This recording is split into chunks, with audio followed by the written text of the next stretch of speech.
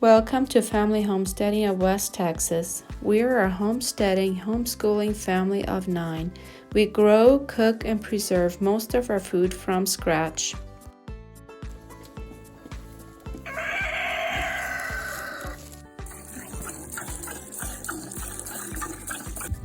We hope that our videos will be an encouragement and educational for you.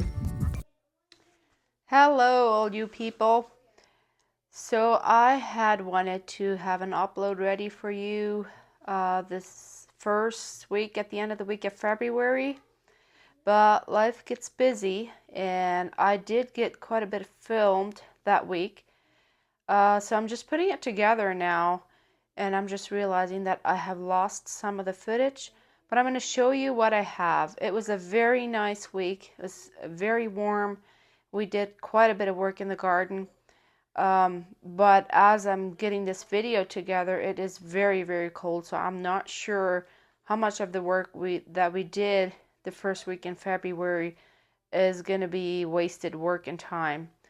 So we will see, I guess, next week when it gets nice again, how much of the plants have survived. I know the onions that we planted, they will be okay. I'm not sure about some of the other stuff. So let me show you what we did in the first week of February when the temperatures were like in the 80s and sometimes close to 90.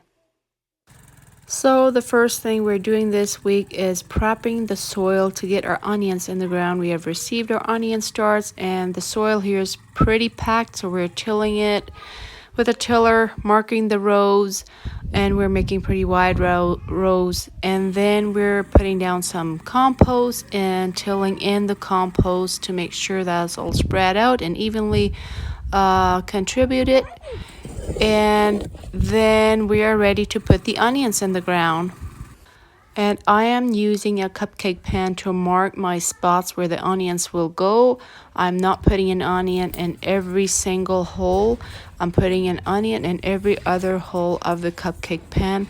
And I poke a hole with my finger to mark in which holes the kids were supposed to put an onion plant in. And that way we could all do something to help us move fast on this warm day. And then after the kids had put the onion plants in there, I just went after them and kind of firmly pressed the soil down to make sure that there was no air bubbles. And my husband got me this beautiful planter box similar to this last year, but it did not survive one of the strong winds we had here and it tipped over. So we cut off the legs and then we're going to put it back to use. This was supposed to be an herb planter box. So I'm putting it at the front window of the dining room, and I'm just going to plant some cilantro in there so that I have it close to the kitchen. And with the legs being very short, I know that it will stand the wind much better. And it's also beautiful. And then the next thing we did was planting something in the tunnel that we had covered all winter. I know the road cover is very torn, it looks ugly, but it still keeps the heat in quite a bit.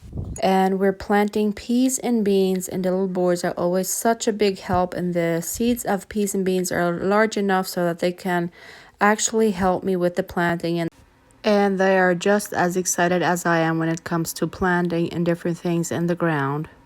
This tunnel is actually made of cattle panel, and then we have shade cloth on top, and then for the winter months I put some road cover on there to maintain a little bit more heat in the tunnel.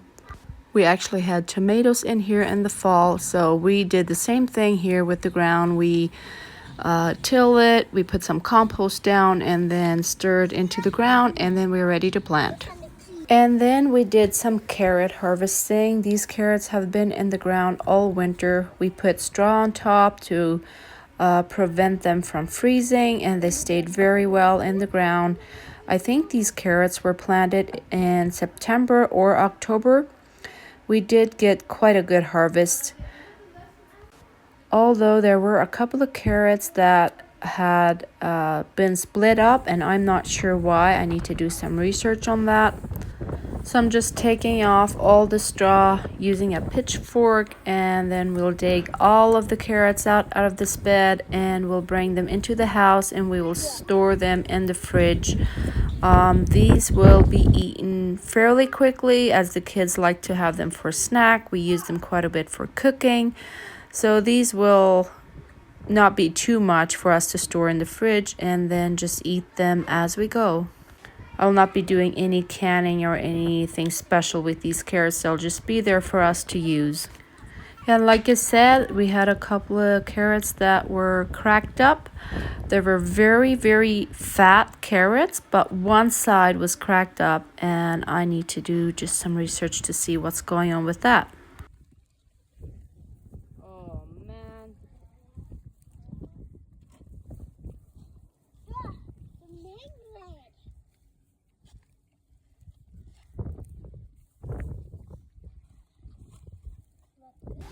And then we're just putting them in a container, and in the fridge they go.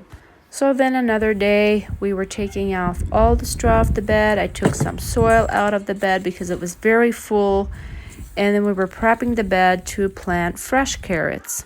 And the reason I am taking out some of the soil is because I wanted to add more compost to the soil.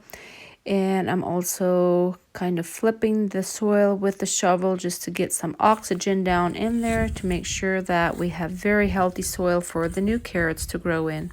And carrots are a little bit tricky to germinate, so I'm always doing my very best when I'm planting carrots to make sure that I will get a good germination rate.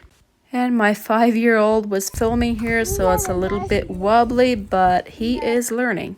So after I added compost and I had it straightened out with the rake, I was just spreading my seeds in there as even as I could, and then I would sprinkle a little bit of that soil that I took out earlier back on top of the seeds, maybe like a 1/4 of an inch or so, making sure not to put too much, that they are not too very deep, but then it's also important to keep them very moist at all times.